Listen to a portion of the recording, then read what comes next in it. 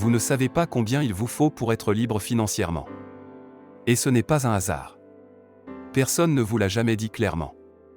Pas votre banquier. Pas votre comptable. Pas l'école. On vous a dit d'épargner. On ne vous a jamais donné de cible. Je suis libre financièrement depuis 20 ans.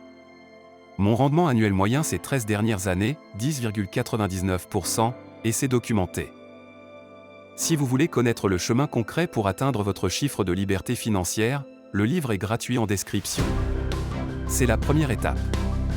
Prenez-le maintenant, avant de continuer. La semaine dernière, un lecteur m'a écrit. Il épargnait depuis 8 ans. Consciencieusement. Chaque mois, il mettait de l'argent de côté.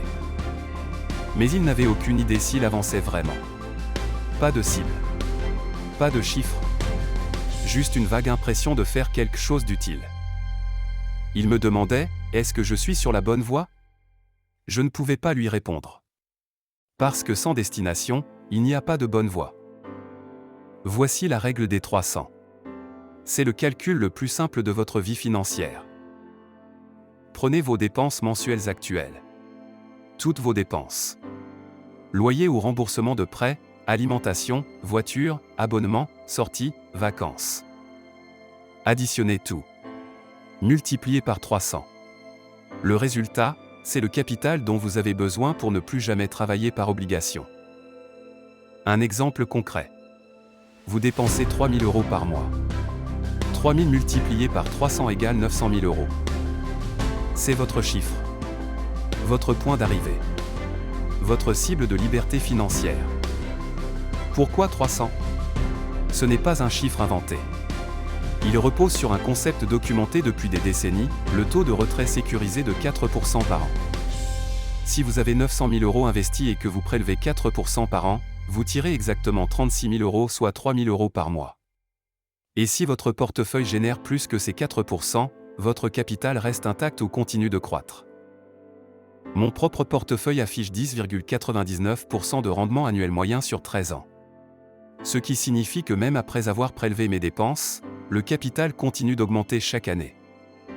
Maintenant voici là où la règle des 300 devient vraiment puissante. Appliquez-la non plus à votre budget global, mais à chaque ligne de dépenses individuelle. Vous payez 15 € par mois pour un abonnement de streaming que vous n'utilisez plus vraiment. 15 multiplié par 3 cents égale 4 500 €. Ce n'est pas 15 € par mois que vous dépensez. C'est 4 500 € de liberté financière que vous retardez. Votre abonnement à la salle de sport à 50 € par mois. 50 multiplié par 300 égale 15 000 € de capital nécessaire rien que pour couvrir ce poste. Votre leasing à 400 € par mois. 400 € égale donc finalement 120 000 €. 120 000 € de capital à constituer uniquement pour financer cette voiture. Ce changement de perspective est radical. La question n'est plus « Est-ce que je peux me permettre cet abonnement ce mois-ci ?»